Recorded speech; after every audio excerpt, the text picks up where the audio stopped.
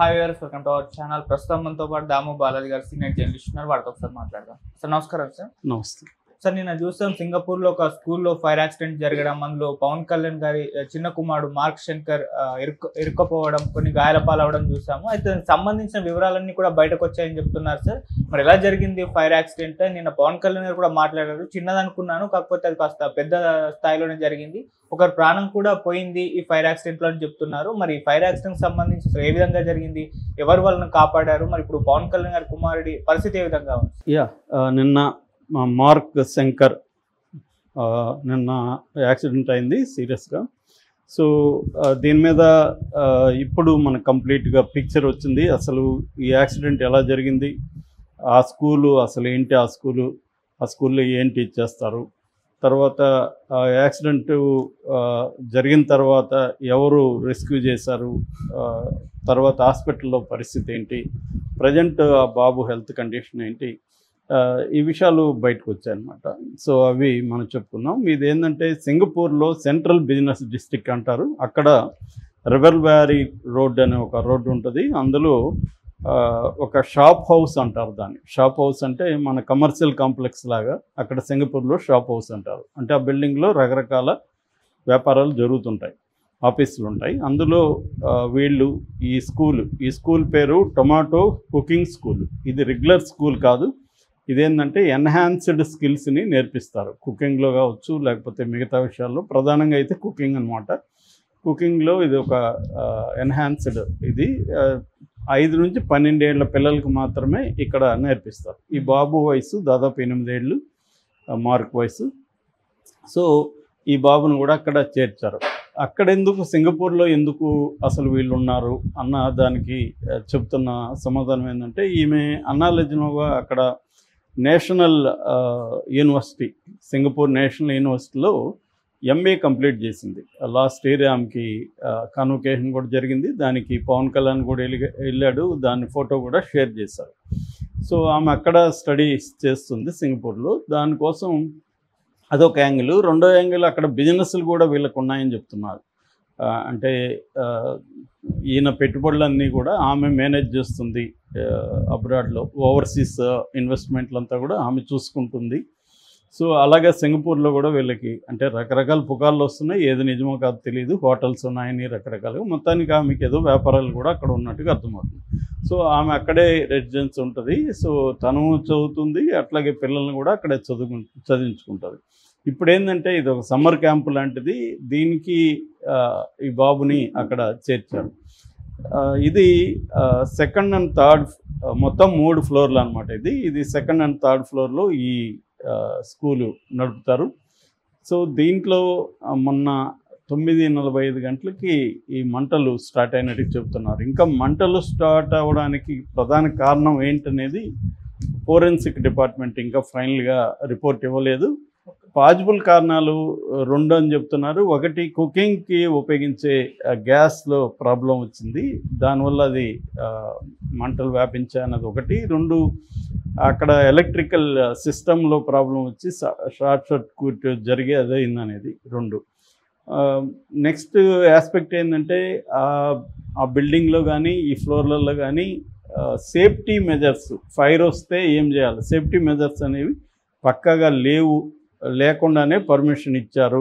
ఇది అన్ని చోట్ల నడుస్తుంది కదా, మన దేశమే కాదు అన్ని చోట్ల ఉంటుంది. అక్కడ కూడా ఇదే పరిస్థితి అని చెప్తున్నారు. అందుకనే ఈ ప్రమాదం జరిగిందని. ప్రమాదం జరిగినప్పుడు దాదాపు 80 మంది ఉన్నారు, పిల్లలు పెద్దలు కలిసి.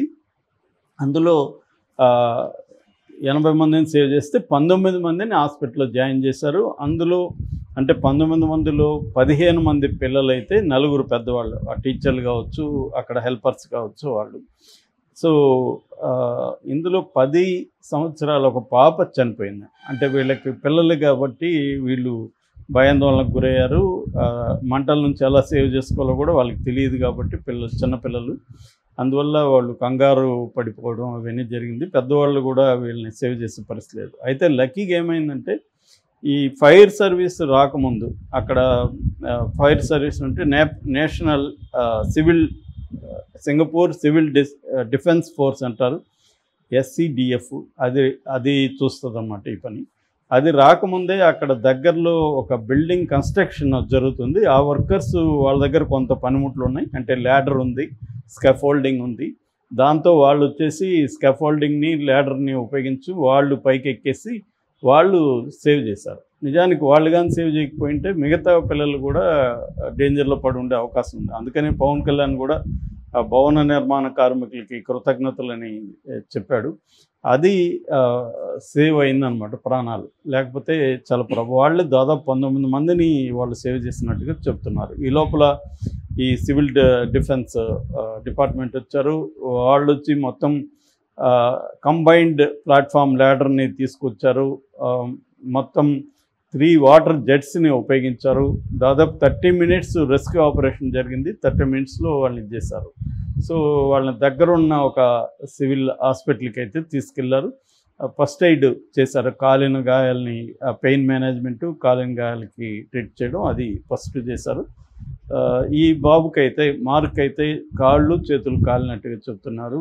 దాని అన్నిటికంటే కూడా ఇబ్బంది కలిగించే విషయం ఏంటంటే ఈ పొగ ఊపిరితిత్తుల్లోకి వెళ్ళిపోయింది.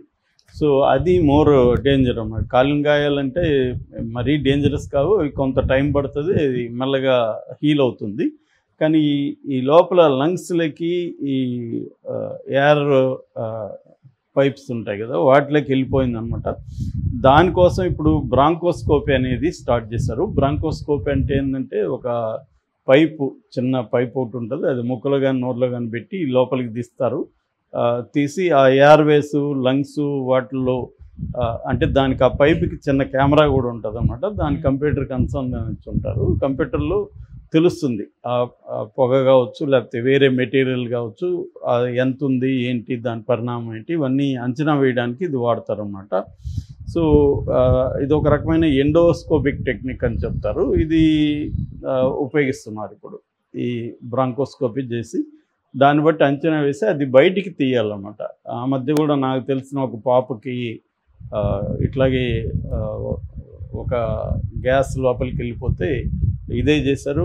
ఆ పాపకి అయితే దాదాపు రోజంతా పట్టింది అది తీయడానికి. కంప్లీట్గా అది బయటికి రావడం చాలా టైం పడుతుంది అన్నమాట. సో అలాగా ఇది మేజర్ ఇప్పుడు కన్సర్న్ వచ్చి ఇదనమాట. సో ఇది కానీ క్లియర్ అయిపోతుంది. బట్ దాని ఎఫెక్ట్ లాంగ్ టర్మ్ ఉండే అవకాశం కూడా ఉంది. అంటే లంగ్స్ ఆ ఎయిర్వేస్లో ఇది ఉండిపోవడం కొంత, దానివల్ల ఇన్ఫెక్షన్ జరిగే అవకాశం ఉంది, ఇన్ఫ్లమేటరీ ప్రాబ్లమ్స్ వచ్చే అవకాశం ఉంది.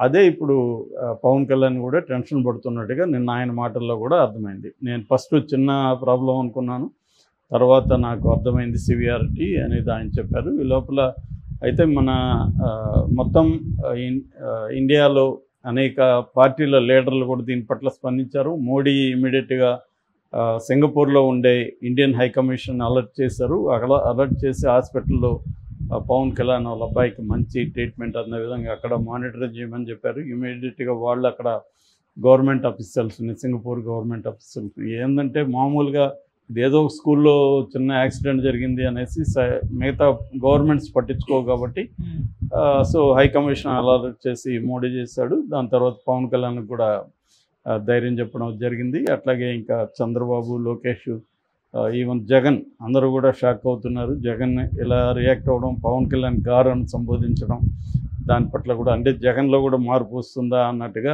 చాలామంది అంటున్నారు. ఎందుకంటే ఒకప్పుడు జగన్ పవన్ కళ్యాణ్ పేరు ఎత్తేవాడు కాదు, దత్తపుత్రుడనే ఇంకొక పేరులో పెట్టి అతన్ని చాలా హేళనగా మాట్లాడేవాడు.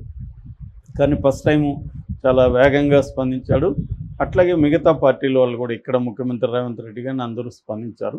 ఏదేమైనా ఈ బాబుకి అయితే కొంత టైం అయితే పడుతుంది. ఒకటేంటంటే అవుట్ ఆఫ్ డేంజరు, బాబే కాదు మిగతా పిల్లలు కూడా అవుట్ ఆఫ్ ది డేంజరు. దాని తర్వాత దీని మీద అక్కడ ఎంక్వైరీ కూడా వేసే అవకాశం ఉంది. ఎందుకంటే పవన్ కళ్యాణ్ వాళ్ళ అబ్బాయి ఇక్కడ ఉన్నాడు కాబట్టి మన హై కమిషన్ కూడా దీని మీద ఎంక్వైరీ చేసి రిపోర్ట్ అడుగుతుంది. సో ఇండియన్ గవర్నమెంట్ కూడా దీని మీద ఒక శ్రద్ధ పెట్టే అవకాశం ఉంది, ఎందుకు ఎలా జరిగింది అనేది. అట్లాగే కొంతమందికి ఆశ్చర్యం ఏంటంటే పవన్ కళ్యాణ్ లాంటి వాళ్ళ మల్టీమిలియన్ ఇది డిప్యూటీ సీఎం వీళ్ళ అబ్బాయిని ఇటువంటి ఒక దాని ఏమంటారు షాప్ హౌస్ అంటారు, షాప్ హౌస్లో ఒక చిన్న స్కూల్లో ఎందుకు చేర్చారు, అంటే సేఫ్టీ మెథడ్స్ ఏమీ లేకుండా అది మెయిన్ రోడ్లోనే ఉంది, చూస్తే కూడా అది నిన్నంతా వీడియో కూడా బయటకు వచ్చింది. సో అనేది కూడా ఒక చాలామందికి డౌటు. సో కొంత ఏమైనా నెగ్లిజెన్స్ జరిగింది